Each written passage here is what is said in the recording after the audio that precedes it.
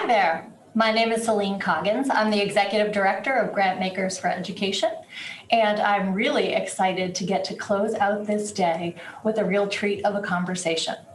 I'm going to be interviewing Dr. Pedro Noguera, who is the Dean of the Rossier School of Education at USC, and also the author, with Rick Hess, of a recent book called A Search for Common Ground, Conversations about the Toughest Questions in K-12 Education. So Pedro, thank you so much for joining me today. Thank you, Celine. Right. Great to be with you. Yeah, well, I'd love to start out by just talking about some of these tough questions that exist in education. And let's start with where we are right now. So these are uncommon times. You know, there's a lot about the status quo that people would just like to return to. Just let's return to normal. But I think you would say there are some things that really need to change. So talk to me about what we should leave behind from the past era and what we should be growing into. Great question. And let me just start because although Rick and I wrote the book to address the polarization that was already present in education even before the current period, I think for both of us, the opposite of polarization is not simply compromise or quiet. It is reasoned civil debate. It is dialogue. It is listening to each other and examining evidence. And I think that readers who look at our book will find that's what we do. So the goal was not common ground necessarily. The goal was to address these complex issues and to acknowledge the complexity of them. So in response to your question about how, as we're coming out of the pandemic and schools are reopening, I think I, like many others, have hoped that the pandemic, the disruption it created, would serve as an opportunity to begin to do things differently. We know that even before the pandemic, we had these deep and persistent disparities in achievement. We know that lots of kids were alienated and not particularly inspired by school. And we know that there was a rising number of kids with mental health challenges. We can expect the mental health challenges to increase. The evidence is there as a result of the pandemic. And I think really the challenge now is to make schools more responsive, more challenging, more stimulating than they were before. And that's my hope, is that the educators are not just thinking about returning to normal, not just consumed with the logistics of how to do things safely, which is important, but how to make it better than it was. And there's good reason to hope that that'll be the case. So the money's there. We know there's tons of money flowing into schools. So what are your first few priorities for what we should be doing with it? Well, I put them in two places. First, I think we've got to come prepared to address those mental health challenges. And so to make sure we have counselors, social workers, and the ability to refer kids who have more severe needs to experts. We know it's coming, and what we need to do is prepare our teachers to become first responders so they can identify kids at risk, but also so that they can do the work of building a sense of community in their classrooms. We know from the research that when kids feel connected to each other, connected to their teachers, they do better, and they're more likely to tell us if there's a problem amiss. So I think that those efforts should be a real priority. The other issue is the learning loss that we know many kids have experienced. And I think the best things that schools could do would be first to assess kids to understand what the needs are, and then to the degree that they can, with these additional resources, get access to tutors and individualized support for more kids. One of the things, if we've learned nothing over the last several years, it's that you can't treat everybody the same. Some kids were thriving during remote learning. Some kids were not. And so we can't assume they've experienced the same loss or will have the same difficulties. So we really need to know what the needs are and then be really thoughtful in how we respond. So some of those things that you mentioned kind of sit outside the traditional kind of academic classroom. So I'm going to quote you to you for a minute. So you've said, no society in the world expects schools alone to reduce inequality and poverty. So how do we do that? How do we engage other stakeholders? How do we engage other sectors of public life? Give me some ideas. So, I'll just give you one example in terms of healthcare. We have lots of kids who miss school because they're asthmatic or because they need to see a dentist. They can't read because they need eyeglasses. This is millions of kids in America I'm talking about. This is not a small number. Just unmet health needs impacts learning, impacts attendance, impacts achievement. In many other countries, that's not a school issue. We don't expect nurses at schools to address all those needs. We have a healthcare system that responds to the needs of kids. That's the direction we should be moving in. I want to applaud the Biden administration for the support to families with children, but that's just a step in the right direction because over 50% of the kids in this country come from families in poverty, are on free and reduced lunch. That means that they're looking to school for their meals. Think about what that means. When adequate nutrition is only guaranteed in school, well, what happens on the weekends? What happens in the summer? So we need to think about this as a nation. What are we doing to support our children? What are we doing? The money we invest in children is money that is invested in our future, because these are our future workers, our future professionals, our future parents, our future voters. And so we've got to start thinking about this as a societal investment and not merely as a school reform strategy.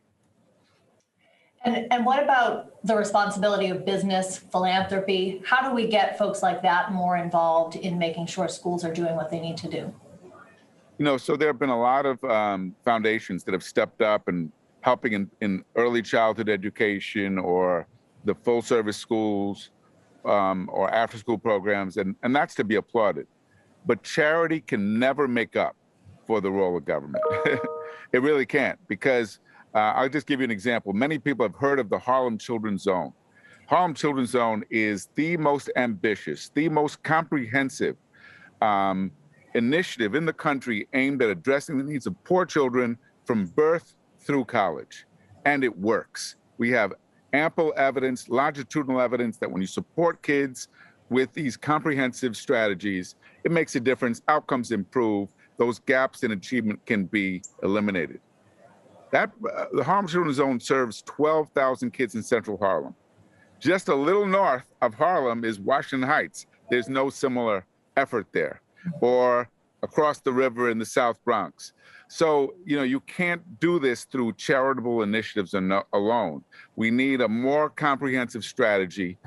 We need to get city government, state government, federal government working together to solve some of this. And as I said, this is not simply an issue for our schools. Not long ago, we talked about the education system, the public education system in America, as basically K through 12. There is lots of conversation now about universal pre-K, birth through 5. There's lots of talk about free college. How do we manage these competing tensions in the education system we need? Let's stay focused on the research, and the evidence, what it shows us. A few years ago, I spoke to the National Governors Association. There were probably about 22 governors in the room. And I mentioned then that Oklahoma was the leading state in the nation in providing access to early childhood education. And the governor of Oklahoma was sitting there, and I asked him, why has Oklahoma become the leader? And he said, because we've seen the research, and we know that when we invest in quality early childhood education, and they've done that through a partnership with a large oil company in Oklahoma, that it means more kids will go to college, kids will earn more money, negative outcomes will be reduced. The evidence is compelling. I said in response, well, we need to share that evidence with the other governors because Oklahoma is doing something right. Oklahoma is a conservative red state, but they understand the importance of investing in children. So we should not allow this to become a political issue that divides us. The focus should be on how do we do this for all kids in America. Appreciate that. So we're here today at the Reagan Institute. You wrote a book with a conservative thinker, Rick Hess. What was the issue that was most divisive? What was the issue where you found the least common ground? I would say that to some degree, the issue of choice was one that where we were still pretty divided. And it's not because I'm anti-choice. I always point out that affluent people always have choice, including myself. If we don't like the schools our kids are assigned to, we'll put them in private schools, we'll move, we'll do whatever it takes to get our kids a good education. It's low-income families that never have choice. And too often they are forced to send their kids to schools that are subpar, that can't meet their needs. My problem with choice systems is it doesn't solve that problem. It solves it for some, those who are chosen, those who are lucky enough to get their kids into good schools. But as we know, there's not a choice system in the country where all the schools are good choices. Some kids are going to end up in those bad schools. And too often what we see in choice systems is that the inequities are exacerbated. And we've seen this in New York, we've seen it in New Orleans and DC.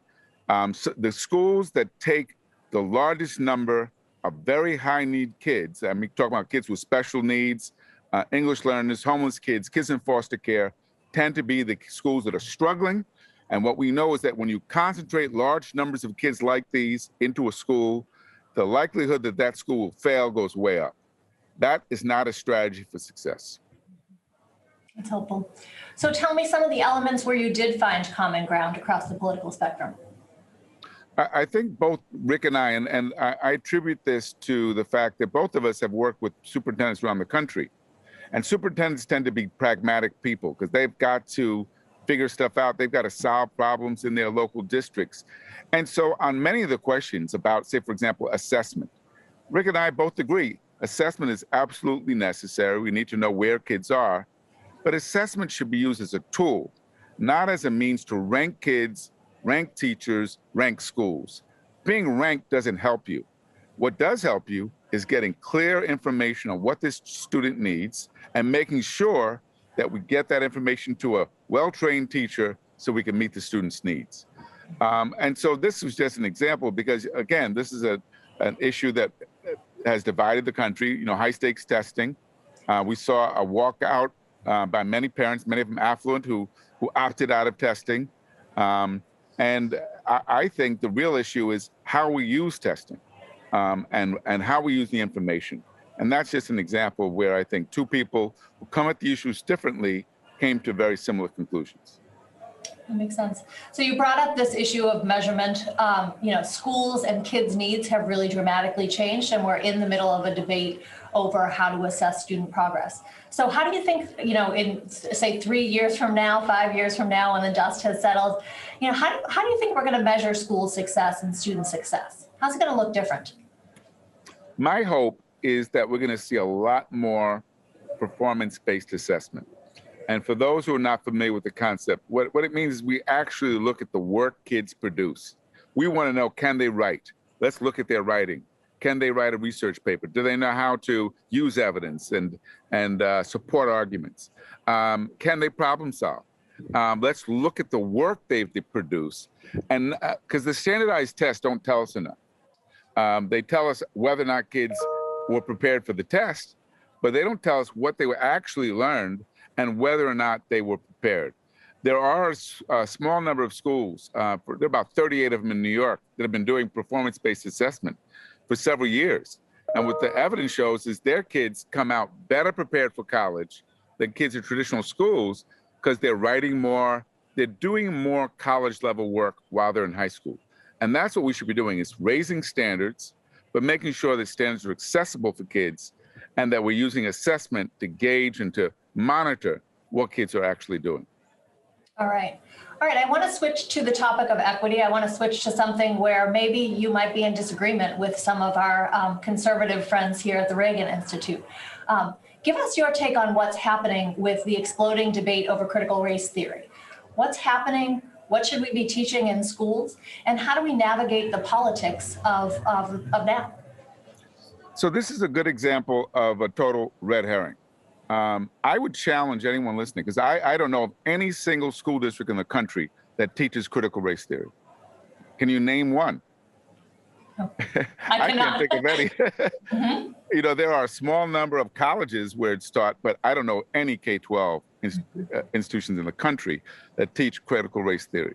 Now, are there schools that do bias training poorly in ways that would alienate and infuriate some of us? Sure. Are there schools that have made poor choices about what kids should learn and eliminated books? Yes. So, for those who are concerned about the way issues of race and diversity are being handled, I would say look at the state standards, because the state standards are very clear about what should be taught. And all states in America say we should teach kids about the horrors of slavery. So if the goal is to erase discussions of racism from the curriculum, that's a problem, because we all know racism is really deep and systemic and a central part of American history. Many Americans were shocked to learn about the Tulsa race massacre because it wasn't typically taught in our schools. So I think we have to make sure we're not denying kids of a rich education. We also have to make sure that the education is not exacerbating racial tensions, nobody should want that. And it's in fact preparing kids to live in a more diverse society. So, I'd encourage those who are listening to avoid the loud sound bites and to really look at the evidence of what's going on in our schools. I think that's helpful. So on this topic, of civic engagement, we know that, our democracy in a lot of ways is in peril right now. How do we help students today to get more involved civically?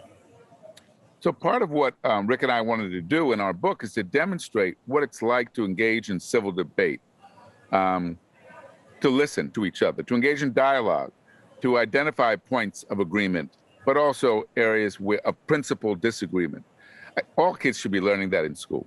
Imagine how different America would be if, instead of sound bites and punditry, what we had was reasoned civil debate over the problems facing our nation. Climate change, inequality. These are big problems that we need to prepare our kids to address, and simply fighting with each other is not going to help us. The more energy we invest in fighting is the less energy we have for problem solving. I also think it's really important that, there's a lot of interest now in civics. Kids need to see how to apply what they're learning in their local communities, how to address civic issues, civic needs, so that because civics can't simply be about memorizing dates and facts from history. I was a social studies teacher, and I actually love American history. But what we really need is we want kids to be prepared as citizens who are intelligent voters, who understand why it's important to serve on a jury duty when they're called, who are active in their communities. And hopefully that's a part of civic education as well. Should we strive to be nonpartisan in the way we teach in K-12 schools? Absolutely. Education should be a nonpartisan issue. It shouldn't matter. It shouldn't matter what state you're in or who the governor is. Our kids deserve, education is too important to allow it to be politicized. And so I strongly believe that education should be nonpartisan. We should treat education the way we treat our highways. Shouldn't matter who's the governor. We should want safety, quality to be the most important priorities. So what strikes me about the book that you wrote with Rick is that the two of you at this stage in your careers, you're both deep into your careers, have the experience, have the deep knowledge of the research that allows you to take a principled stand and back that up. How do we help, young people, teachers coming into the classroom, those who are getting into education policy early in their careers, to be able to engage in those types of principled debates and move forward on an agenda? So there are great resources out there. I think a book by Diana Hess on how to teach controversial topics. Edutopia has great resources for teachers on how to address controversy, because we don't want to tell our teachers, don't talk about anything controversial, because American history is loaded with controversy. We want them to do it in a way that's fair, that's balanced, that's reasoned, that's rooted in evidence. We want our kids to come out better prepared to grapple with these complex, difficult issues. So take someone like Thomas Jefferson. Here he is, the great American founding father who was also a slave owner. That should be, and quite possibly had children with one of his the people he owned. Rather than shun that issue, let's talk about it with students. Could he be both? Someone who was wrong as a slave owner, but right in terms of some of the ideas he articulated? I think kids are capable of handling that complexity, and we don't have to shield them from it. I appreciate that.